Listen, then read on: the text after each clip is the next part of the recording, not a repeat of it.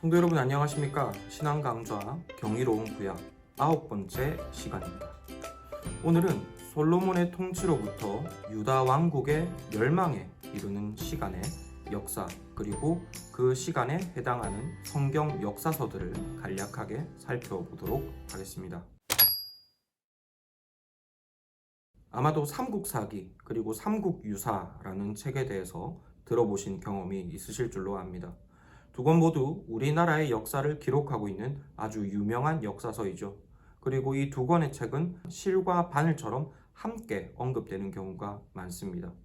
그리고 이 두 권의 책이 한꺼번에 언급되는 이유는 이 두 권이 동일한 시대의 역사를 기록하고 있기 때문이죠. 두 권 모두 그 제목처럼 전 삼국시대로부터 후 삼국시대에 이르는 역사를 기록하고 있는 책입니다. 다만 이 두 권의 책은 서로 다른 강조점과 관점을 가지고 기록되었기 때문 이 두 권의 책이 서로 비교되는 경우가 많은데요. 이 두 권의 책이 한 역사를 다루고 있다는 것을 염두에 두고 차례차례 읽게 된다면 역사를 풍성하게 이해하는 데 큰 도움이 될 수 있습니다. 하지만 이 두 책이 한 역사를 다루고 있다는 사실을 알지 못하고 이 두 권의 책을 각각 읽게 된다면 아마 혼란스러울 것입니다. 다른 역사책인 줄 알고 각각의 책을 읽었는데 비슷한 이야기를 하고 있으니 헷갈리게 된다는 것이죠. 그리고 이런 이야기로 오늘의 강의의 문을 여는 이유는 오늘 우리가 살펴보아야 할 열왕기 상하 그리고 역대기 상하의 내용이 그러하기 때문입니다. 이번 강의를 통해서 우리가 살펴볼 성경의 역사적인 시기를 연대로 표현해 보자면 약 주전 970년부터 주전 580년까지에 이르는 약 400년에 해당하는 역사입니다. 그리고 이것을 좀 더 우리에게 익숙하게 인물과 사건으로서 표현해 보자면 솔로몬이 왕위에 즉위하는 시간으로부터 시작하여 남유다가 바벨론에 멸망하여 포로로 끌려가기까지에 해당하는 시간입니다. 그리고 오늘 강의를 하는 내내 이 시간에 대해서 자주자주 언급을 드려야 될 것 같은데요. 그런데 이 시간들을 말할 때마다 솔로몬 때로부터 유다가 바벨론에 멸망하기까지의 시간이다 라고 부르기는 번거로울 듯하고요. 원활한 강의를 위해서 편의상 이 시기를 짧게 줄여서 왕이 다스리던 시기, 곧 왕정기라고 표현하도록 하겠습니다. 오해가 없으시기를 바랍니다. 이 왕정기라는 용어는 제가 이 강의를 위해서 편의상 만들어낸 용어이지 교회에서 일반적으로 사용하는 용어는 아닙니다. 그리고 이렇게 왕정기의 역사를 다루고 있는 성경 역사서를 살펴보면 열왕기 상하 그리고 역대기 상하입니다. 물론 엄밀하게 따지면 역대기는 좀 더 긴 시간에 해당하는 역사를 다루고 있습니다. 하지만 일반적으로 이 왕정기의 역사를 다루는 성경 역사서는 열왕기 그리고 역대기라고 봅니다. 다만 삼국유사와 삼국사기가 그러하듯 이 두 책의 주안점도 서로 차이가 있습니다.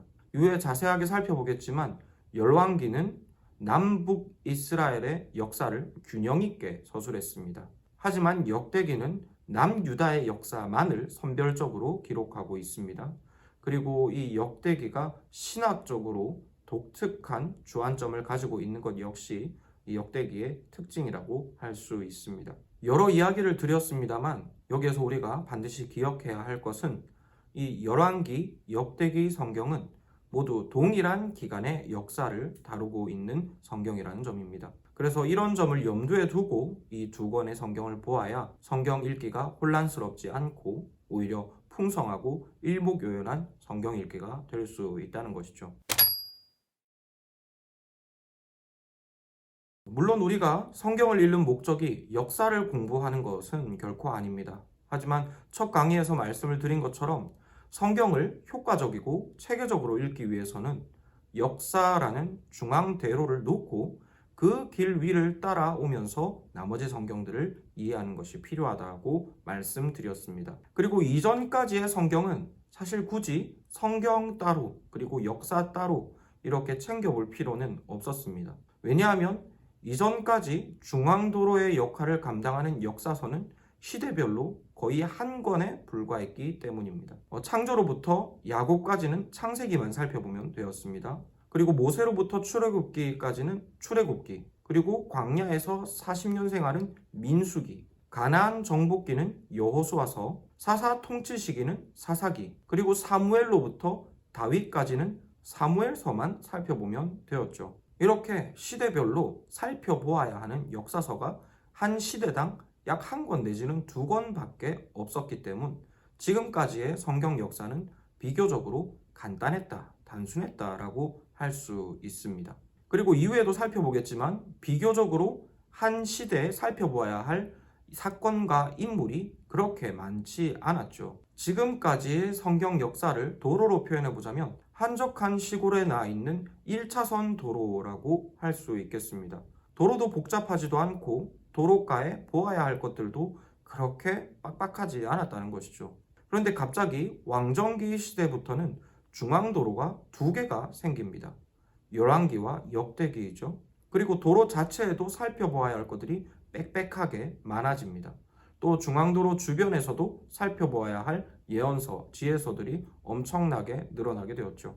즉 왕정기에 해당하는 성경 내용 자체가 이전과는 비교할 수 없을 정도로 방대해졌다는 것입니다. 이런 이유로 대부분의 성도님들이 창조로부터 솔로몬에 해당하는 역사는 익숙하게 잘 알고 계십니다. 누구 다음에 누가 나오고 무슨 사건 뒤에 무슨 사건이 있고 대충 이런 것에 대해서 알고 계시다는 것이죠. 하지만 그 이후로는 전혀 감을 잡지 못하는 경우가 많은 것 같습니다. 그만큼 이 왕정기 시대에 들어오면서 알아야 할 것들, 살펴보아야 할 것들이 방대해졌다는 의미입니다. 그리고 이런 이유로 이 왕정기 시대를 체계적으로 살펴보기 위해서는 성경을 읽기에 앞서서 먼저 이 시기의 역사 이야기를 살펴볼 필요가 있습니다. 성경과 상관없는 인문학적인 역사를 본다는 것이 아니라 성경에서 말하고 있는 이 성경의 역사를 간략하게 간추려서 이해한 뒤에 성경을 살펴보아야 할 필요가 있다는 것이죠. 이런 이유로 지금부터 이 왕정기에 해당하는 역사 이야기를 간략하게 말씀드리도록 하겠습니다. 잘 아시는 대로 다윗의 말년에 다윗이 밧세바에게서 얻은 아들 솔로몬이 왕위에 오르게 되죠. 그리고 이스라엘은 솔로몬 당시 경제적으로나 외교적으로나 전무후무한 전성기를 맞이하게 되었습니다. 그러나 솔로몬은 그의 인생 후반에 들어서며 변절하게 됩니다. 그 분명한 증거가 무엇이냐 하면 하나님께서 신명기 말씀을 통해서 장차 세워질 왕들에게 금지하신 것들을 솔로몬이 모두 어겼다는 사실입니다. 신명기 17장 15절로 20절 말씀을 보면 이스라엘의 왕이 세워졌을 때 그가 하지 말아야 할 것들이 기록되어 있습니다. 첫 번째로는 군용말을 많이 두지 말아야 하고 그리고 그 말을 수입하기 위해서 이집트로 가면 안 됩니다. 그리고 두 번째는 아내를 많이 두지 말아야 하고 그 아내들로 인하여 마음이 흔들려서는 안 됩니다. 세 번째로는 자기를 위하여 은금을 많이 쌓지 말아야 하는데요. 그런데 솔로몬은 이 조항들을 모두 정확하게 어겼습니다. 열왕기상 10장 말씀을 보면 솔로몬은 군용말을 많이 두었고 이 군용말들을 어디에서 수입했는가 하면 정확하게 애굽에서 수입했습니다. 또 솔로몬만큼 처첩을 많이 두었던 왕도 드물죠. 열왕기상 11장 말씀을 보면 그에게 후궁이 700명, 첩이 300명이 되었다고 합니다. 다 합쳐서 1000명이나 되는 아내를 거느렸던 것이죠. 그리고 말씀을 보면 이 아내들로 인해 솔로몬의 마음이 흔들려 결국 이방신을 섬기게 되었습니다. 또한 열왕기상 10장 말씀을 보면 솔로몬의 사유재산은 이스라엘의 그 어떤 왕보다도 많았다라고 분명하게 기록하고 있습니다. 이런 기록들은 하나님께서 복 주시는 이스라엘과 솔로몬의 부강함을 보여주는 것이기도 합니다만 또 한편으로는 솔로몬이 하나님의 말씀에 순종하지 않았음을 우리에게 보여주는 기록이기도 합니다.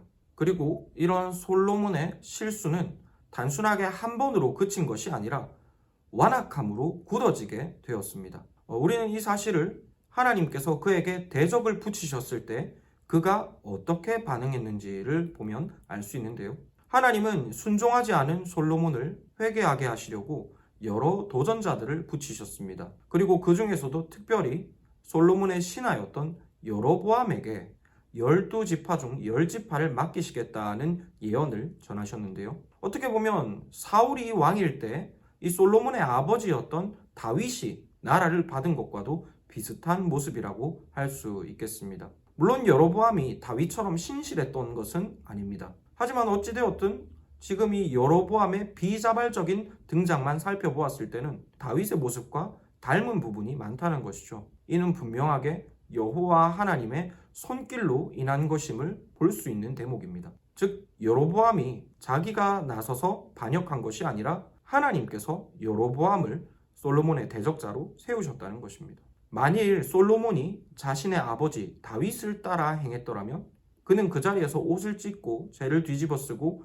회개해야 했었을 것입니다. 하지만 솔로몬은 자기 아버지 다윗의 길을 따른 것이 아니라 세상 왕의 대표라고 할 수 있는 사울의 모습을 그대로 따라갑니다. 마치 사울이 자기 아버지 다윗을 죽이려 했던 것처럼 솔로몬 역시 이 여로보암을 죽이려고 군사들을 풀죠.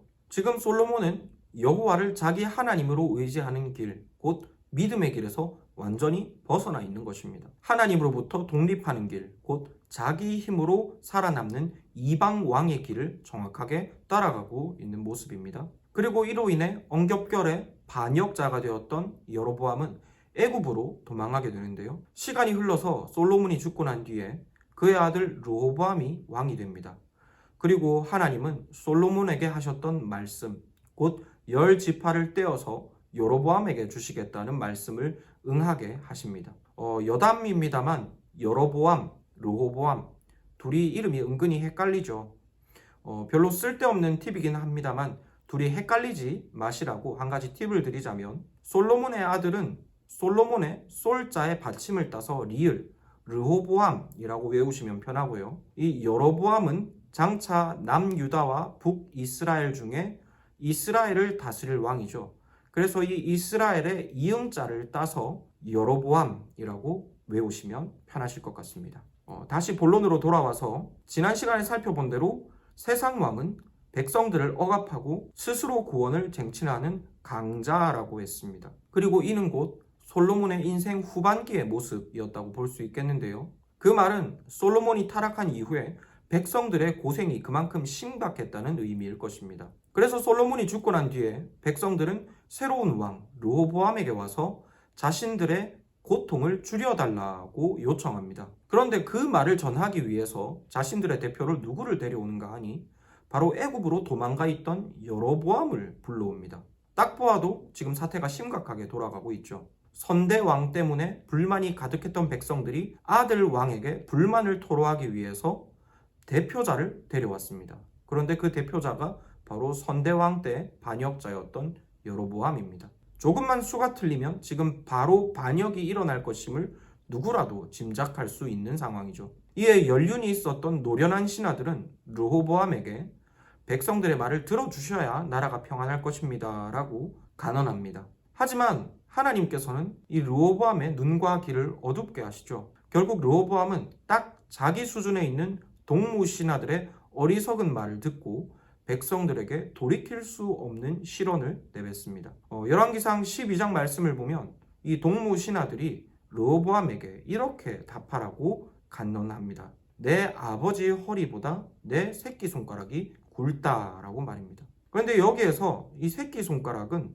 남성의 성기를 완곡하게 표현한 것입니다. 아주 쌍스러운 간언을 지금 왕에게 전한 것이죠. 그 의도가 왕의 위엄에 전혀 걸맞지 않은 것임을 충분히 짐작할 수 있는 철딱선이 없는 충고입니다. 그런데 분위기 파악이 안 된 이 르호보암은 농담으로 듣고 넘겨야 할 이 말을 곧이곧대로 듣고 백성들에게 아주 포악한 말을 합니다. 하나님께서 눈과 귀를 막으시니 이렇게 어리석은 결정을 내리게 된 것이죠.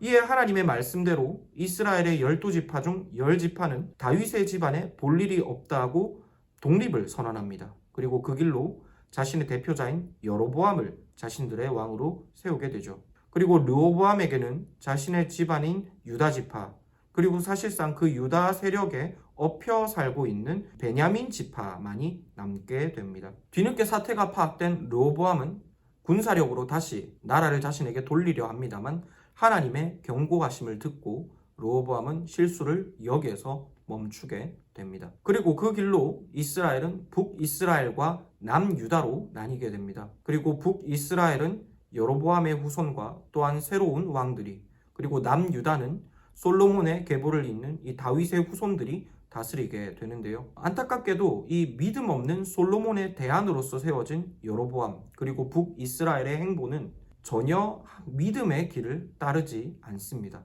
이를 단적으로 보여주는 예가 바로 이스라엘의 남단과 북단에 세워진 금송아지 우상입니다.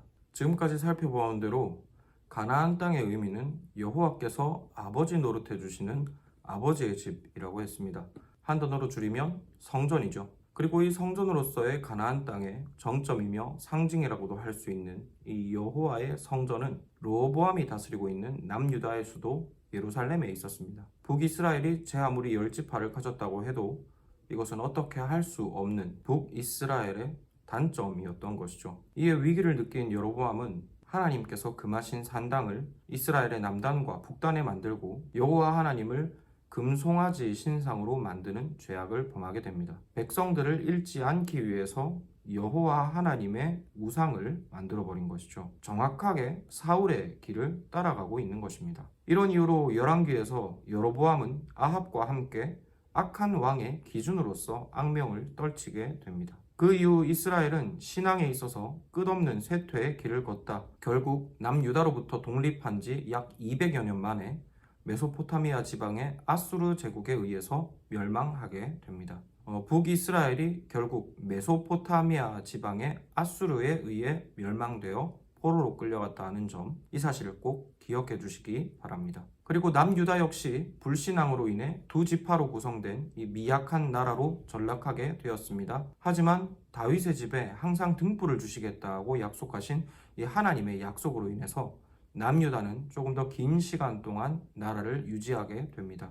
그리고 북이스라엘과는 달리 종종 다윗의 길을 따르는 선한 왕들이 나타나 백성들로 하여금 하나님을 향한 믿음을 회복하게 하기도 했습니다. 하지만 결국 남유다 역시 하나님을 향한 믿음을 저버리고 북이스라엘이 멸망한 지 130년이 지난 후에 역시 메소포타미아 지역에 있는 신흥 강국 바벨론에 의해서 멸망당하게 됩니다. 그리고 남유다의 백성들은 대부분 이 바벨론의 포로로 끌려가게 되죠. 이처럼 믿음을 잃은 남유다, 북이스라엘은 모두 메소포타미아 지방의 나라들에 의해서 멸망당하고 그들에게 포로로 끌려갔다는 점, 이 사실을 꼭 기억해 주시기를 바랍니다. 이 의미에 대해서는 추후에 살펴보도록 하겠습니다. 신앙 상식으로 왕정기 시절의 근동 국가들에 대해서 간단하게 살펴보도록 하겠습니다. 전에도 말씀을 드렸습니다만 이 요단강과 지중해 사이에 있는 이 지역이 가나안 땅이죠. 그리고 가나안 땅 밑으로는 전통적으로 애굽이 위치해 있었습니다. 이것은 이스라엘 백성들이 출애굽할 때로부터 지금까지 변함이 없죠. 하지만 가나안 땅 동쪽에 있는 나라들은 많은 변화를 겪었습니다. 그래서 당시에 있었던 나라들이 어떤 나라인지 그리고 어떤 나라들이 이 이스라엘 지방에 영향을 미쳤는지에 대해서 살펴보도록 하겠습니다. 보시면은 이 이스라엘 바로 북쪽에 있는 나라가 바로 아람이라는 나라입니다. 지금의 시리아에 해당하는 나라죠. 그리고 이 나라의 수도가 다메섹입니다. 지금의 다마스커스이죠. 그래서 이스라엘의 남북 분열 초기에는 이 아람이 북이스라엘에게 많은 영향을 미치게 됩니다. 하지만 얼마 지나지 않아서 이 메소포타미아 지역에 있는 아수르라는 나라가 새롭게 성장하게 됩니다. 그리고 이 아수르의 수도가 바로 니누에이죠. 그리고 결국 이 아수르에 의해 북이스라엘이 멸망을 당하게 됩니다. 그리고 남유다 역시 이 아수르로 인하여 거의 멸망의 직전까지 이르게 되죠. 하지만 하나님의 도우심으로 남유다는 아수르에 의해 멸망당하지는 않습니다. 하지만 아수르 이후에 일어난 이 바벨론이라는 나라에 의해서 결국 남유다도 멸망당하게 됩니다. 그리고 이 아수르와 바벨론은 지금의 이라크에 위치하고 있는 나라라고 생각하시면 좋을 것 같습니다. 그리고 이후에 살펴보겠습니다만 지금의 이란에 해당하는 지역, 바벨론보다 조금 더 동쪽으로 넘어간 지역이 바로 이 메데 바사 지역입니다. 그리고 이 지역에서 일어난 메데 바사 제국이 결국 이후에 바벨론을 점령하고 남유다 백성들을 다시 고국으로 돌려보내게 되는데요. 시간 순서로 볼 때 세력의 중심이 지금 아수르로부터 메데바사 제국으로 서쪽에서 동쪽으로 이동하고 있는 것을 확인할 수 있습니다. 이런 근동의 정세의 변화가 있다는 사실을 기억해 주시고 성경 역사와 비교해서 보시면 아마 성경을 이해하시는데 큰 도움이 되시리라 생각됩니다. 그리고 이 왕정기의 역사를 이렇게 간략하게 설명드리기는 했습니다만 앞서 말씀드린 대로 사실상 아주 방대한 내용입니다. 단순히 열왕기에 기록된 이 왕정기의 역사를 장으로만 환산해보면 대략 50장 정도 되는 것 같습니다. 그런데 이 왕정기에 등장하는 왕들은 남유다 왕만 21명, 그리고 북이스라엘의 왕은 19명입니다. 다 합치면 40명이나 되는 왕이 이 왕정기에 통치했다는 것입니다. 그런데 이 40명의 왕이 이 열왕기 50장에 해당하는 성경에 기록되어져 있습니다. 그리고 이것은 수학적으로 계산해 볼 때 상당히 빡빡한 수치라고 할 수 있습니다. 앞서 살펴보았던 사무엘서에서는 사무엘, 사울, 다윗 이렇게 3명에 대해서 다루는데 40장이나 되는 성경을 할애했습니다. 40장의 분량을 통해 3명의 왕을 살펴본 것이죠. 그런데 이 왕정기에는 40명의 왕을 50장 안에 살펴보고 있는 것입니다. 엄청나게 설명의 밀도가 빡빡한 것이죠. 뿐만 아니라 대부분의 선지서들이 이 왕정기에 또 쓰여졌습니다. 구약 성경 목록을 보면 이사야서부터 말라기가 예언서이죠. 총 17권입니다. 그런데 이 17권의 예언서 중에 에스겔, 다니엘, 학개, 스가랴, 말라기 이렇게 5권만 빼고 모두 이 왕정기에 해당하는 예언서들입니다. 솔로몬부터 유다의 멸망에 이르기까지 이 400년의 역사 안에 엄청나게 많은 정보와 사건과 계시들이 담겨 있는 것이죠. 그것도 한 권의 책을 통해서가 아니라 무려 역사서 4권, 선지서 12권, 거기에 지혜서 2권까지 합치면 총 18권의 책이 이 시기에 대해서 설명하고 있는 것입니다. 즉 앞서 말씀드린 대로 이 왕정기 시대는 그만큼 살펴볼 인물도 많고 사건도 많고 여하튼 번잡하다는 것입니다. 그래서 이 부분을 체계적으로 보기 위해서는 조금 지루하기는 하지만 교통정리를 한번 거칠 필요가 있습니다. 우선 성경을 역사적인 측면에서 살펴볼 경우 기준은 열왕기로 잡는 것이 좋다고 저는 추천드리고 싶습니다. 물론 그렇다고 오해하지 말 것은 절대로 열왕기가 역대기보다 뛰어난 성경이라는 것은 절대로 아닙니다. 모든 성경은 하나님의 감동으로 된 하나님의 말씀이죠. 열왕기도 역대기도 모두 여호와 하나님의 뜻이 온전히 담겨 있는 성경입니다. 하지만 단순하게 시간적 순서를 따라 이스라엘의 역사를 일목요연하게 이해하기 위해서는 역대기보다는 열왕기가 훨씬 낫다는 것입니다. 왜냐하면 기록의 시간적 순서를 볼 때 사무엘서와 열왕기서가 일단 매끄럽게 이어지고 있기 때문입니다. 그리고 열왕기서는 남유다와 북이스라엘의 역사를 모두 균형 있게 기록하고 있습니다. 이에 반해 역대기는 북이스라엘의 역사는 다루지 않고 있고 남유다의 이야기를 중심으로 다루고 있습니다. 게다가 역대기서는 족보와 성전을 중점으로 다루고 있는 책인데요. 그렇다 보니 역사에 대한 기록이 전체적 비율로 볼 때 그렇게 풍성하지는 않은 편입니다.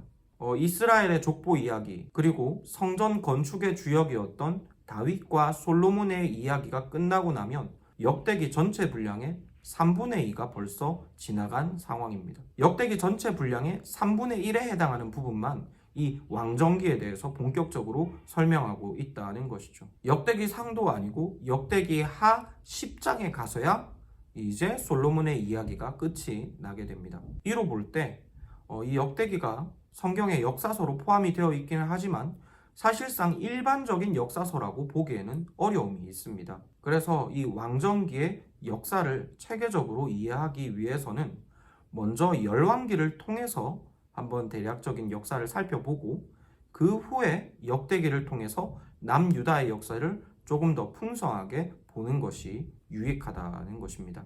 그리고 그 다음으로 선지서를 보실 때는 해당 선지서가 어느 왕 때 쓰여졌는지를 확인하고 역사서를 통해서 해당 왕 때 어떤 일이 있었는가를 살펴보면서 선지서를 보는 것이 유익합니다.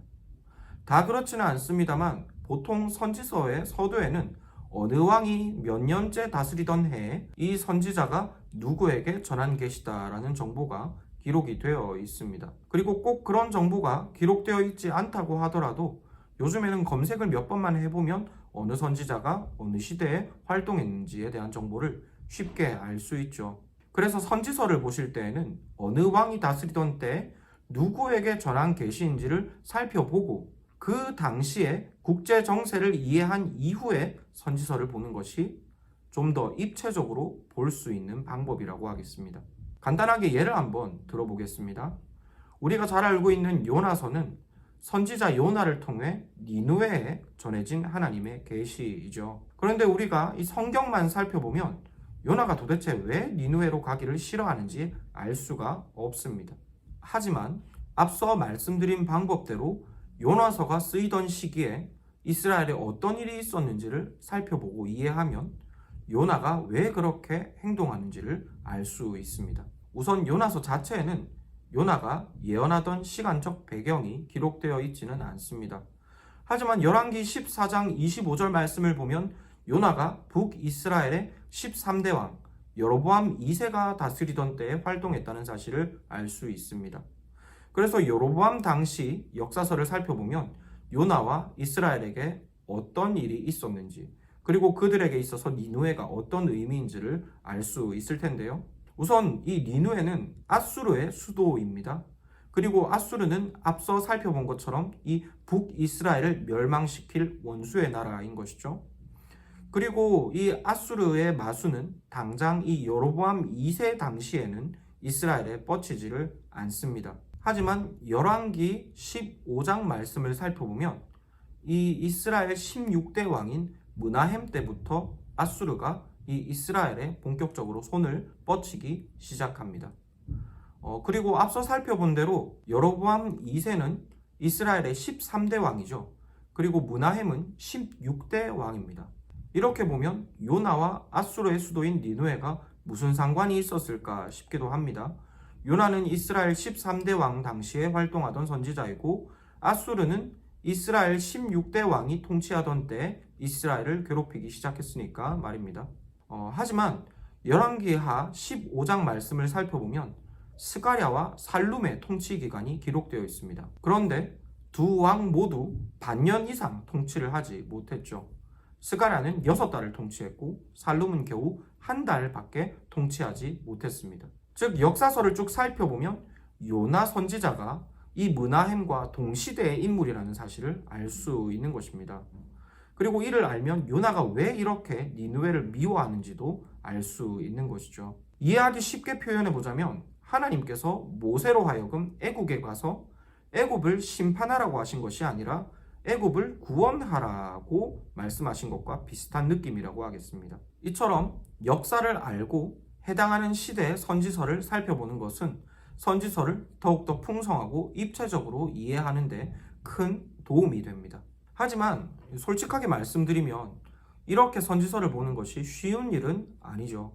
강의를 준비하면서도 이렇게 성경을 꼼꼼하게 읽는 것이 쉬운 일이 아니겠구나 하는 생각이 듭니다.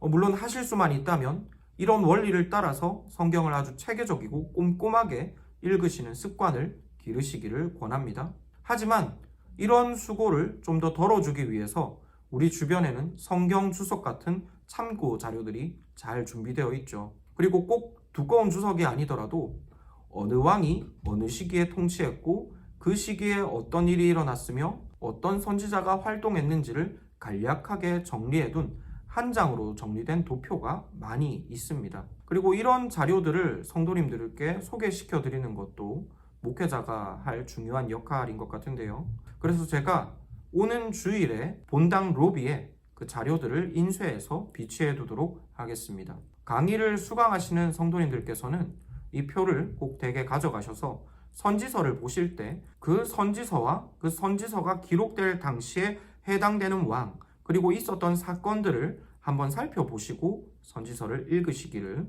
추천드립니다. 그리고 이렇게 복잡한 이 왕정기의 역사 속에서도 우리는 여전히 믿음으로 누리는 구원이라는 주제를 동일하게 발견할 수 있습니다. 창세기로부터 해서 계속해서 지금까지 발견해왔던 이 믿음의 회복과 믿음의 회복을 통해 누리는 구원이라는 주제를 이 왕정기 안에서도 계속해서 발견할 수 있다는 것이죠. 그리고 이런 맥락으로 왕정기를 살펴보기 이전에 간단하게 지금껏 살펴보았던 이 믿음의 회복을 통해 얻는 구원의 메커니즘을 간단하게 정리해 보겠습니다. 사람은 하나님의 자녀로 창조되었습니다. 하나님의 집인 이 에덴 동산에서 하나님의 아버지 노릇해 주심을 누리는 사람에게는 영원한 안식이 있었다고 했습니다.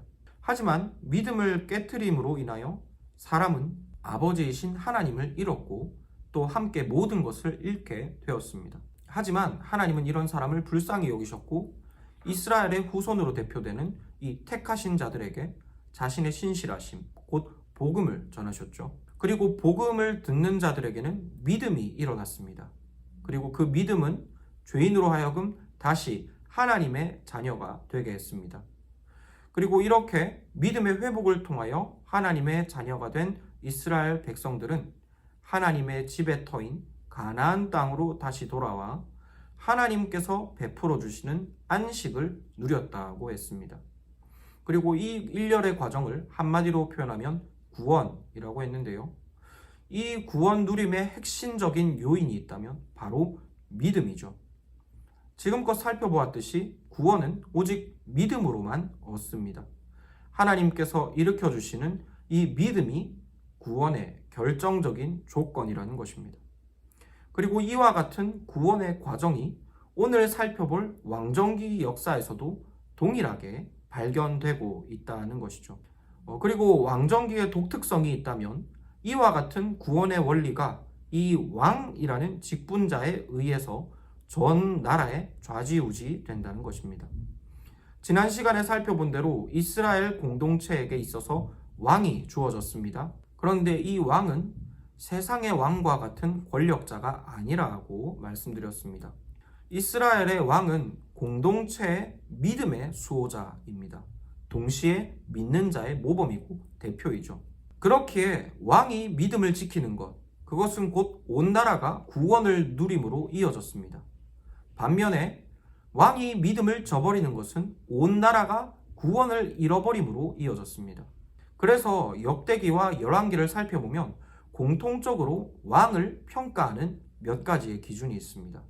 그 첫 번째는 왕 자신이 하나님 앞에서 어떻게 행했는가이고, 두 번째로는 왕이 백성들로 하여금 여호와 하나님을 섬기도록 했는가에 관한 것입니다. 전에도 말씀드렸지만 성경 일정 부분 안에서 빈번하게 반복되는 표현이 있다면 그것은 그 부분을 이해함에 있어 아주 중요한 부분이라고 말씀드렸습니다. 그런데 열왕기와 역대기를 살펴보면 동일하게 반복적으로 사용되는 표현이 있습니다. 바로 여호와 보시기에 라는 표현입니다. 이 표현이 성경 전체를 볼 때는 몇 번 사용되지 않았습니다. 그런데 이 역대기 열왕기에서만 69번이 사용되었습니다. 이는 왕 스스로가 하나님 앞에서 믿음으로 행했는가 아닌가를 보여주는 표현이라고 할 수 있겠는데요. 즉 왕정기를 기록한 이 역사서들은 공통적으로 왕 개인의 믿음을 왕을 평가하는 기준으로 제시하고 있다는 것입니다. 그리고 또 한 가지 열왕기와 역대기가 반복하여 사용하는 표현이 있다면 그것은 왕이 산당을 어떻게 했다, 혹은 우상을 어떻게 했다, 혹은 성전을 어떻게 했다는 표현입니다. 왕이 개인의 신앙을 넘어서 백성들의 믿음에 어떤 영향을 미쳤는지가 이 왕을 평가하는 또 하나의 기준이라는 것입니다. 이로 볼 때 왕정기 역사서는 믿음이라는 기준을 통하여 이스라엘의 구원 유무를 판단하고 그 구원의 사역자인 왕을 평가하고 있는 것입니다.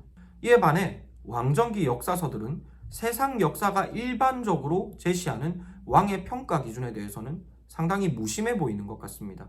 사실 세상적으로 볼 때 왕을 평가하는 기준은 경제력, 군사력, 문화, 인권 이런 것들이라고 할 수 있겠습니다. 그리고 물론 왕정기의 역사서들은 이런 부분에 대해서도 가끔씩 언급을 하고 있기는 합니다. 하지만 말 그대로 가끔입니다. 즉 왕정기에 해당하는 역사서들은 이 왕들의 평가 기준을 믿음으로 강력하게 제시하고 있다는 것입니다. 우리는 이와 같은 예를 남유다의 13대 왕이었던 히스기야에게서 분명하게 발견할 수 있습니다. 히스기야는 우리에게 해가 뒤로 물러나는 기도의 응답의 약속으로 유명한 인물입니다. 하지만 이스라엘 여행을 다녀오신 분들에게 있어서 히스기야는 다른 주제로 기억될 텐데요. 그것은 바로 히스기야 터널이죠. 히스기야가 남유다를 다스릴 당시 아수르가 북이스라엘을 멸망시키고 남유다를 집어삼키기 위해서 남하해 옵니다. 그리고 남유다의 수도인 예루살렘까지 진군해서 성을 포위하게 되었습니다. 당시 예루살렘 성은 난공불락의 요새이기는 했습니다만 한 가지 치명적인 약점이 있었습니다. 그것은 바로 성 안에 물이 없었다는 점입니다. 성이 포위가 되면 한두 주는 연못으로 버틸 수 있겠지만 시간이 지나게 되면 더 이상 버틸 수가 없었던 구조인 것이죠. 이에 히스기야는 예루살렘 성 밖에 있는 이 기혼샘에서부터 예루살렘 성 안 실로암 연못까지 500m나 되는 터널을 뚫습니다. 그리고 그 터널을 통해서 물을 예루살렘 성 안으로 들여왔었는데요. 이런 히스기야의 업적은 이 아수르와의 전투에 있어서 전략적으로나 기술적으로나 엄청난 업적이라고 할 수 있습니다. 아수르에게 포위된 남유다를 구원할 수 있는 아주 현실적이고 중요한 업적이었던 것입니다. 그리고 이렇게 남유다가 아수르에 포위되었던 역사는 열왕기, 역대기, 그리고 이사야서에 각각 상당한 분량을 통해서 기록되어져 있습니다. 그런데 그 기록들 안에서 히스기야가 이 우물을 끌어들인 사건은 딱 두 군데에 기록되어 있습니다. 그것도 각각 한 절을 통해서만 아주 간략하게 기록되어 있을 뿐입니다. 대부분의 본문은 히스기야가 이 아수르의 도발 앞에서 어떻게 하나님을 의지했는가를 다루고 있을 뿐이죠. 즉 왕정기 역사서는 히스기야를 평가함에 있어서 그의 위대한 세속적인 업적을 관심의 대상으로 두지 않고 있다는 것입니다. 즉 왕정기 역사서는 왕을 평가할 때 철저하게 믿음을 중심으로 하여 그를 평가한다는 것이죠. 지금까지 구약 성경을 통해 살펴보아왔던 오직 믿음으로 얻는 구원이라는 주제가 이 왕정기 역사서 안에서도 여전하게 흐르고 있다는 것입니다. 그리고 이와 같이 왕정기에 나타난 오직 믿음으로 얻는 구원이라는 주제는 왕정기의 결말에서 아주 선명하게 드러납니다. 하지만 안타깝게도 그 주제는 긍정적으로 선명하게 나타나는 것은 아니고요. 부정적이지만 선명하게 나타납니다. 앞서 말씀드린 대로 남북으로 분열된 북이스라엘과 남유다는 각각 아수르와 바벨론에 의해 멸망하게 되죠. 그리고 아수르와 바벨론은 정복한 이스라엘의 후손들을 자기 나라의 포로로 끌고 갑니다. 물론 비율적으로 보았을 때 남유다는 절대 다수가 포로가 되고 북이스라엘에는 국민의 일부만이 포로로 끌려가게 됩니다. 잠시 격가지로 설명을 드리자면 북이스라엘은 아수르에 멸망당한 이후 국민의 일부가 아수르로 끌려가게 됩니다.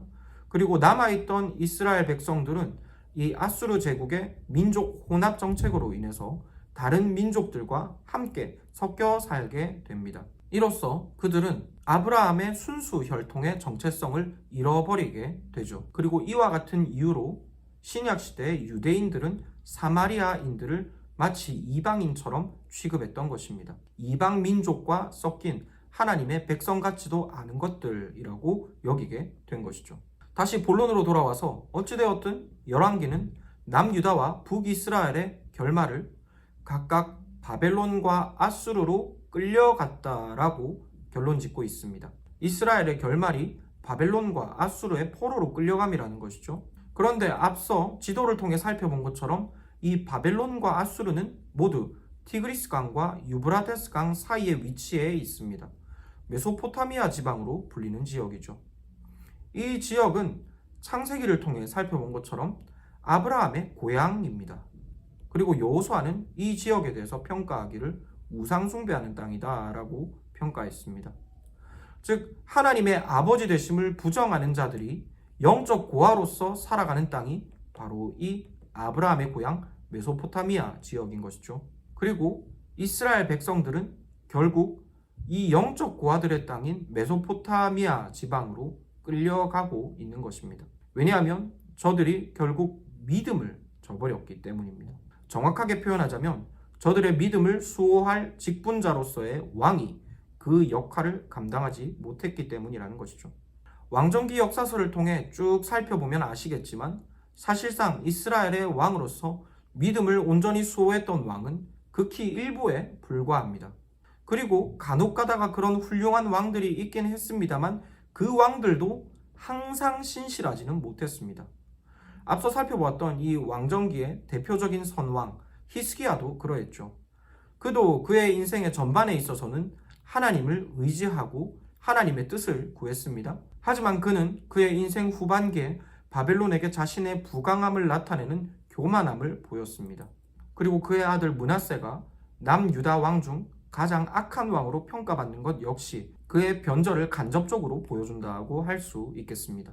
그리고 이런 인간 왕의 부족함은 이스라엘의 왕의 기준이라고 할 수 있는 다윗도 마찬가지이지 않습니까? 이처럼 이스라엘의 믿음을 수호할 이 직분자로서 인간 왕은 한계가 있었습니다. 대부분 완악했고 간혹가다 신실했지만 그 신실함도 영원하지는 못했습니다. 이런 믿음의 수호자로서 인간 왕의 한계 때문에 이스라엘의 후손들은 결국 믿음을 지키는 일에 실패하게 된 것입니다. 그리고 믿음을 잃어버린 이스라엘 후손들은 자연스럽게 하나님께서 아버지 노릇해 주시는 집인 이 가나안 땅에서 쫓겨나게 되었습니다. 가출했다는 것이죠. 그리고 그들은 영적 고아들의 땅인 메소포타미아 지방으로 끌려가게 되었습니다. 마치 아담과 하와가 믿음을 저버림으로 에덴 동산의 동쪽으로 쫓겨났던 것처럼 믿음을 지키는 일에 실패한 이스라엘의 후손들도 가나안의 동쪽인 메소포타 지방으로 쫓겨나게 되었다는 것입니다.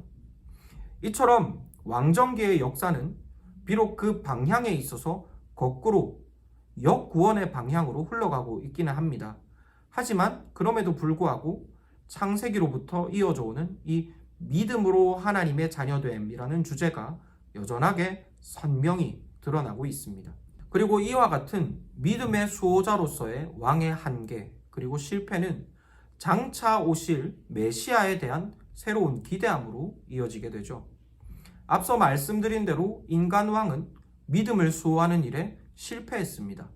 왜냐하면 그들은 영원하지 못하기 때문이죠.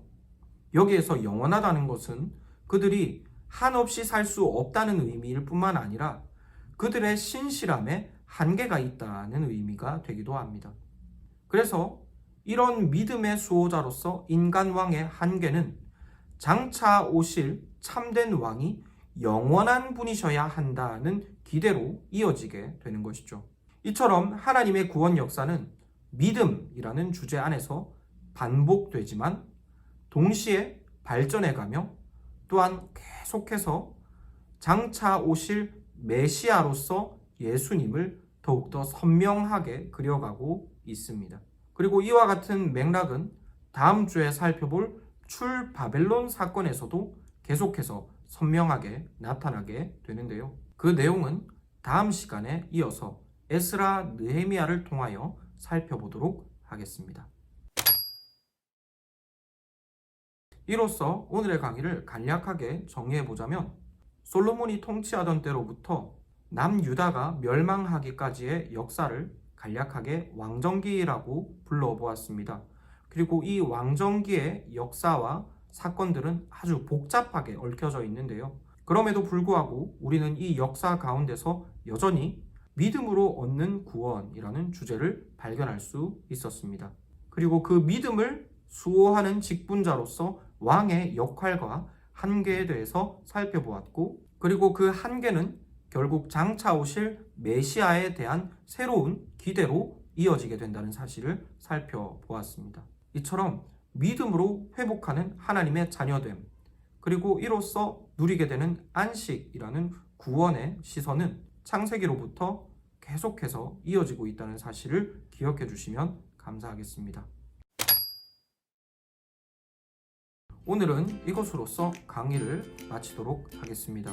부족한 강의를 경청해 주셔서 감사드리고 다음 주는 마지막 강의입니다. 다음 주까지 강의를 성실하게 잘 준비할 수 있도록 저를 위해서 또 기도해 주시기를 바랍니다. 그러면 다음 강의로 또 뵙도록 하겠습니다.